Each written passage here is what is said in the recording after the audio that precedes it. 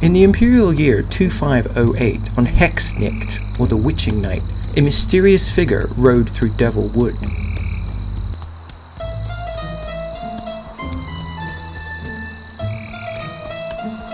The mysterious figure's horse had definitely seen better days.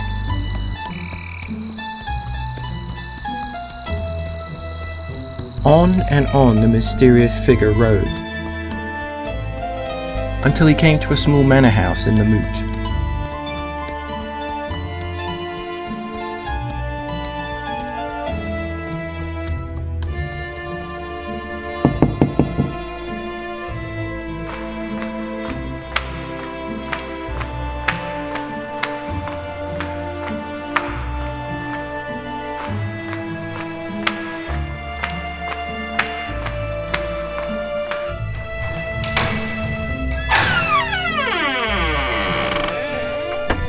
Who is calling at this hour? You are you not, Griffo Greatfeet, Elder of the Moot? I am, and who are you? I am Gufo von Guffenhof, Elector Count of Sylvania. Sylvania? I mean Stirland, Elector Count of Stirland, and I am here on a matter of great import. Will you invite me in? It's a fine night, why don't we talk here? Very well. So what is this matter of such importance that it cannot wait till morning? I suffer from the most terrible hay fever and like to be out when the pollen count is low, said the Count before getting to the point. The Emperor is gravely ill. He seems in the prime of life from what I hear. Didn't he recently lead the Imperial army to victory against the Orcs at Blackfire Pass? Be that as it may, I know for a fact that he is not long for this world. Go on. The Empire is teetering on the edge of catastrophe, threatened as it is by numerous enemies both within and beyond its borders. We need a firm and decisive emperor, an emperor who will make the empire great again. At this, the Count smiled, a rather evil smile, it had to be said. I'm not sure that I understand, said Griffo. When the current emperor leaves this world, can I rely on your vote? You wish to become the next emperor? Yes, but only for the good of the people, you understand. I see. So what is your answer? I'd have to think about it, naturally. There is no time. I must have your answer now. Why the rush? The Emperor only has hours to live. How could you possibly know that, unless... What do you say, my very short friend? It's late and I have much to do in the morning. The Moot Militia has its annual muster. What is your answer? You wake me up in the middle of the night and make a most unreasonable request, said Griffo Greatfeet, annoyed at having been interrupted, it never being a good idea to interrupt a halfling. If you must have an answer this night, then the answer is no. I see, and is that your final word? It is. Very well. It was at this point that Count Gufo von Guffenhof, who was a vampire, in case you hadn't already figured that out, attempted to cast a spell over Griffo. but the winds of magic suddenly and rather embarrassingly drained away and the spell failed to go off. "Are you alright?" asked the halfling, thinking the Count was having some sort of fit. "Is it the hay fever?" The vampire Count let out a roar of frustration, and Griffo wished him good night.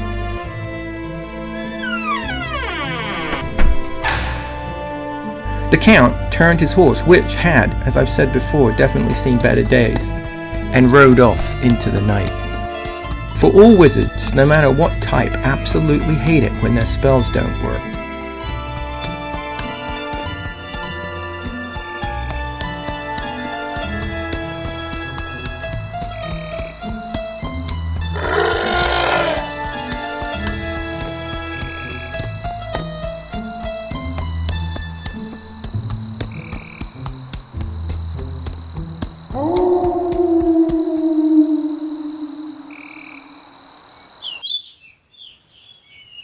Shortly after daybreak, Devil Wood was filled with the regiments of zombies.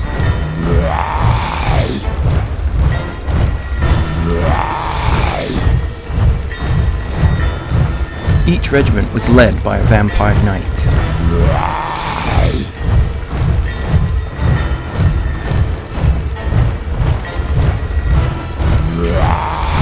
As they marched, new recruits magically swelled their ranks.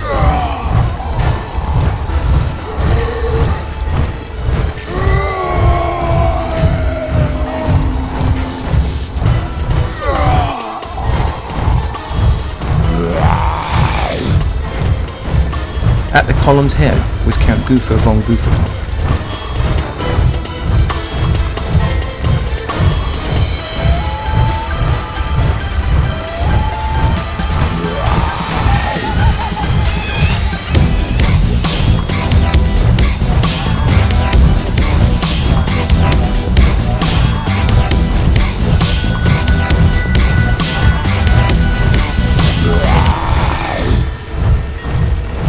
Leaving Devil Wood, the undead marched for Griffo's manor house.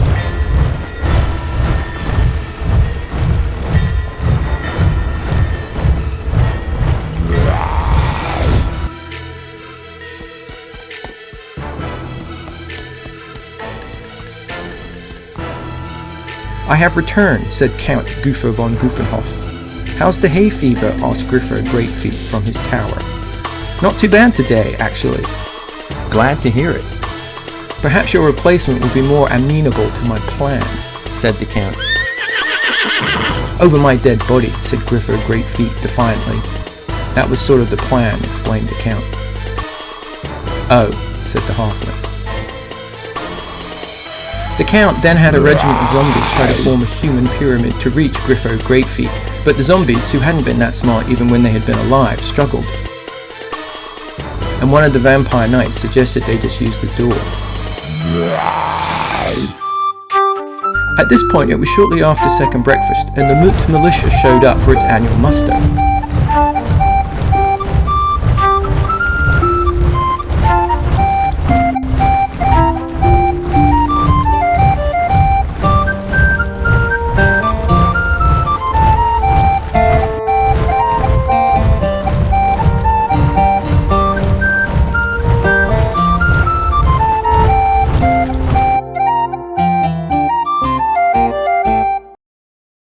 Count Griffo von Griffenhof called off the attack on the manor house, and the two armies prepared for battle.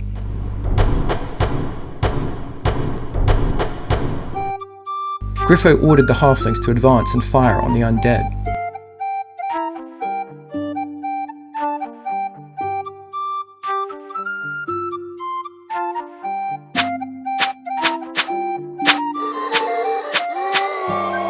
Halflings are surprisingly good shots, and their bowfire accounted for a number of zombies.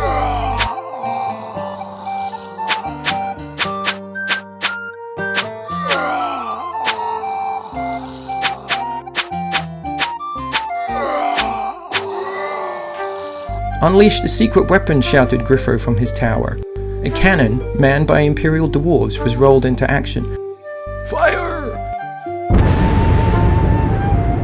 And more zombies went down. Aristocratically unfazed, Count Griffo von Guffenhof used his sword of unholy power, a family heirloom, to bring the zombies he had just lost back to life.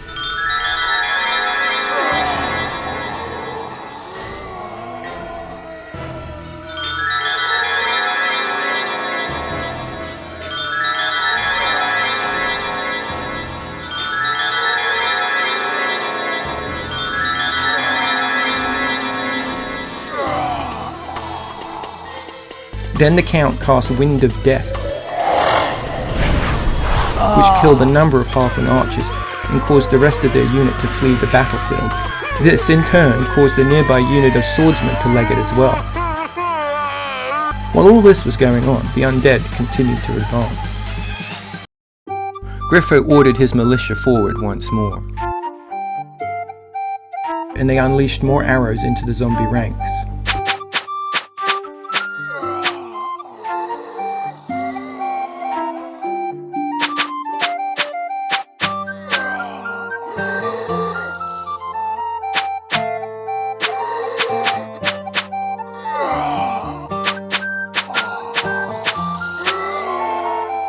"Take out the Count," Griffo shouted to the cannon crew.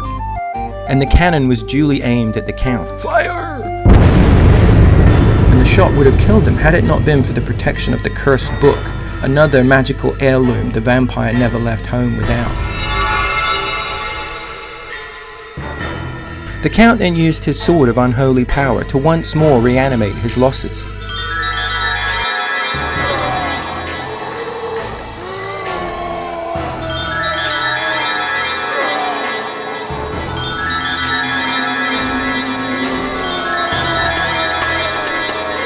Then he sent a swarm of fellbats to attack the cannon crew.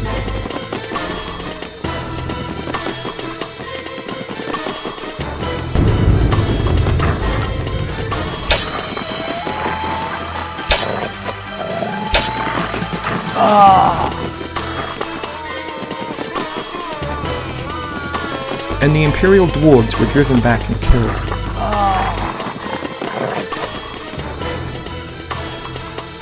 "Unleash the other secret weapon," Griffo Greatfeet shouted from his tower, and halfling cooks at the edge of a nearby wood rained cooking pots down on the undead horde.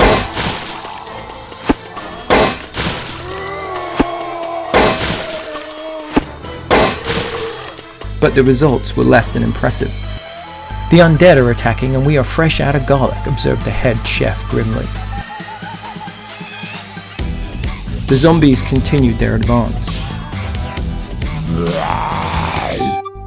The halflings advanced as well, raining more arrows and cooking pots on the restless dead.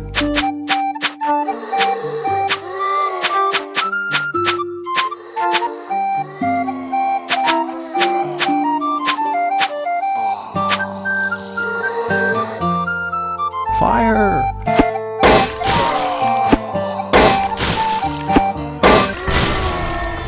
But once again, the Count used his sword of unholy power to reanimate his fallen zombies.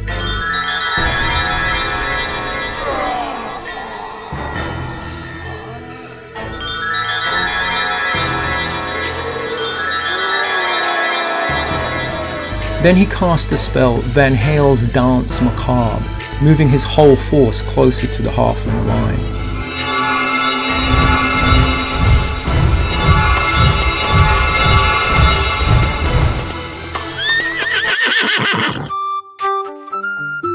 Griffo Greatfeet ordered his men forward, and yet more arrows and cooking pots rained down.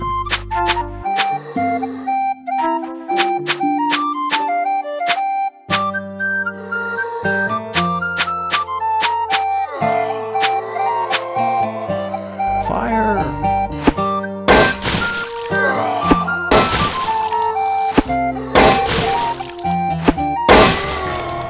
To no one's great surprise at this point, the Count used his magic sword once more.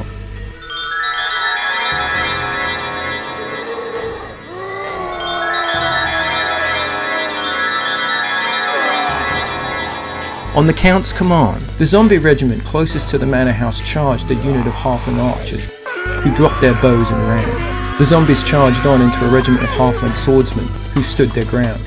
The vampire captain swung his great sword and decapitated 3 halflings. In reply, the halflings only managed to kill a single zombie. Deciding that they had had enough, the halfling regiment broke and ran. Another zombie regiment charged, sending halfling bowmen running in all directions, before colliding with a unit of halfling swordsmen positioned behind the bowmen. In the fight that followed, 2 halflings were killed by the vampire captain, while the halflings managed to do no damage at all. Disgusted by their performance, the halflings tried to make a run for it. But they were caught and eaten by the zombies.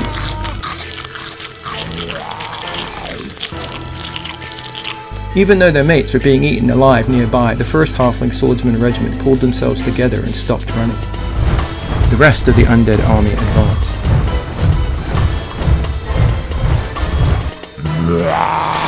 It was then that 2 halfling regiments bravely charged into the flank of one of the zombie regiments. The charging halflings managed to take down a pair of zombies, but took a number of casualties in return. Undeterred, both regiments kept fighting. Seeing the melee below him, Griffo Greatfeet left his tower and joined the fray.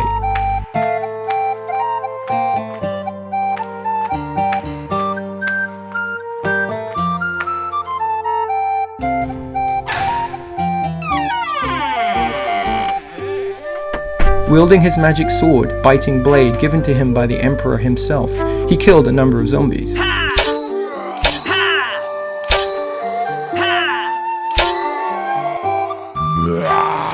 The unengaged halflings prepared for the remaining undead to charge, the sword-armed regiments forming up behind the bow-armed units, who kept firing into the enemy ranks.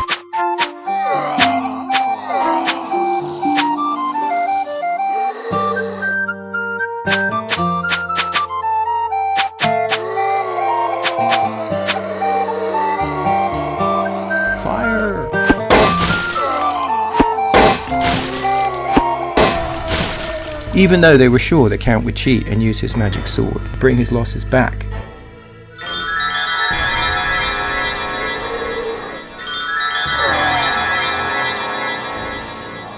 Another zombie regiment crashed into the halfling line and another unit of bowmen broke and fled.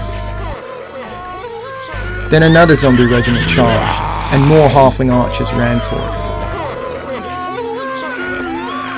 When the final zombie regiment charged, yet more halfling bowmen took to the hills.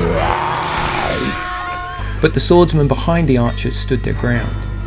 In the center of the battle, a regiment of halfling swordsmen facing zombies to their front and now their flank, panicked and broke.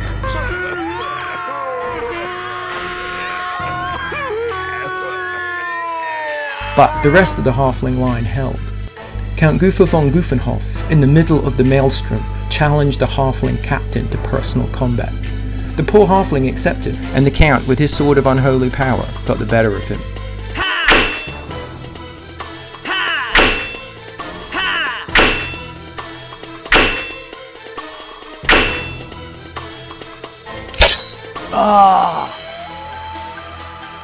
The vampire captains killed more halflings.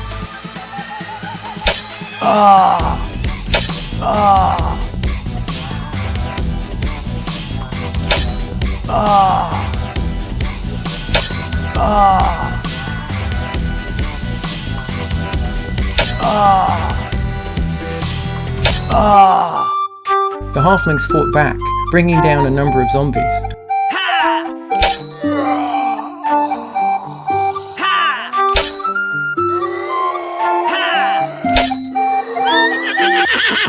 Only for them to be reanimated by the Count.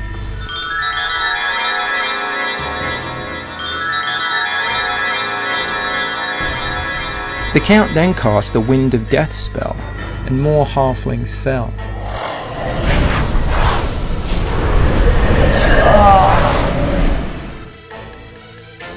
On the halflings' right, the captain of the regiment that had rallied tried to get his men back into the fight, but they were too scared and refused to move an inch. And nearby, a halfling captain stepped forward and challenged a vampire knight to personal combat. The fight was over in a blink of an eye.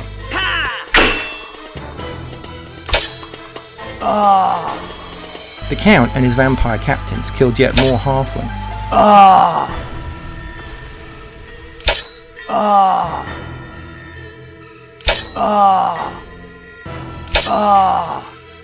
The halflings were just no match for the undead.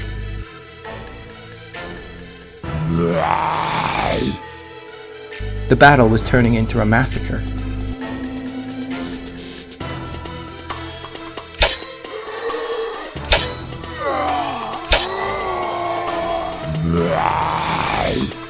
Things began to look grim for Griffo and his militia.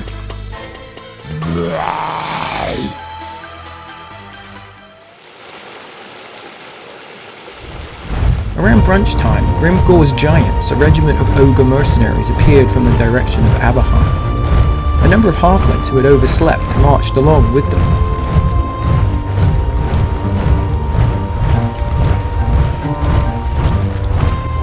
Following their noses, the ogres made for the halfling cooking pots.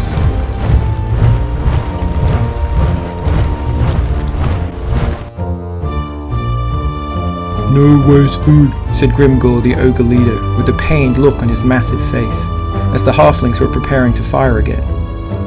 The head chef had an idea and pointed to the zombies. "Zombies no good to eat, make Grimgor sick," said the ogre captain. "You can have all the tasty food you want if you deal with those pesky zombies," promised the head chef. "Deal," said Grimgor, who promptly charged off with his men.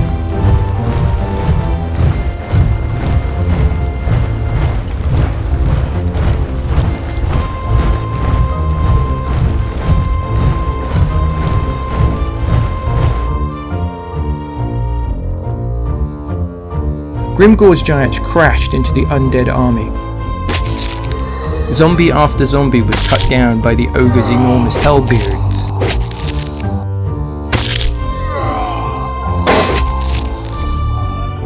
Rank after rank fell. Zombies went flying.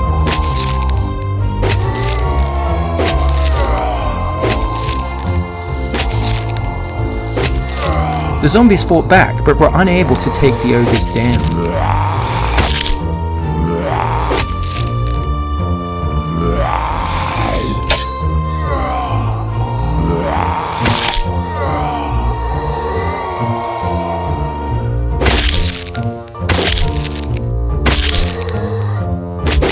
Even the vampire knights were no match for the brutes.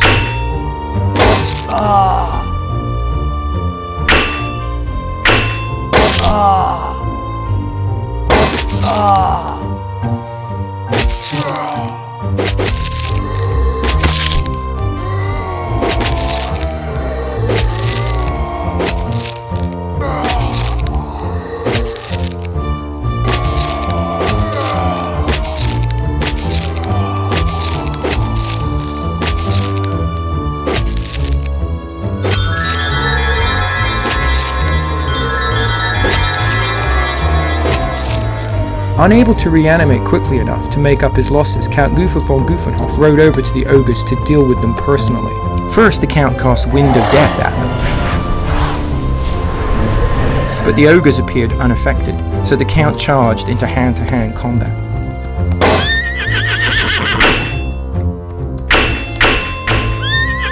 And soon came face to face with Grimgor, the ogre captain.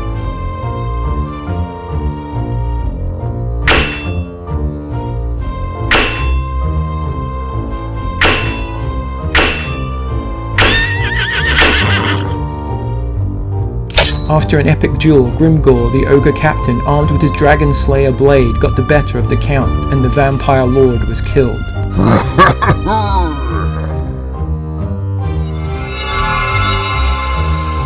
But thanks to the magical properties of his cursed book, Count Griffo von Guffenhof soon came back to unlife, and rode off behind what was left of his zombie horde.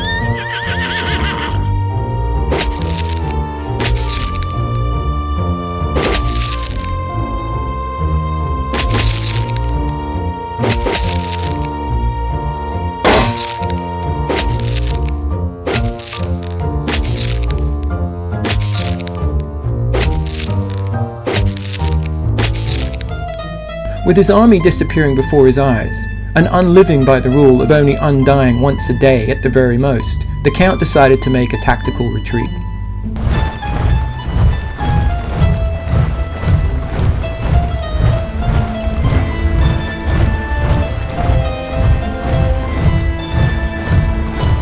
As he marched what remained of his army back into Devil Wood, Count Griffo von Guffenhof swore to get his revenge on both Ogre and Halfling alike.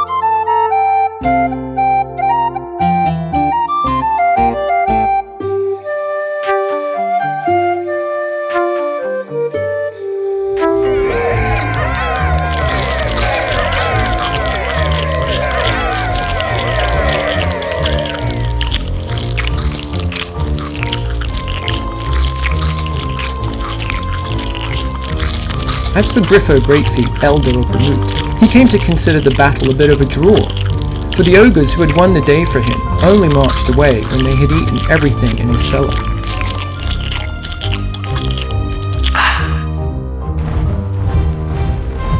The battle became known as the Battle of the Big Greedy Oafs.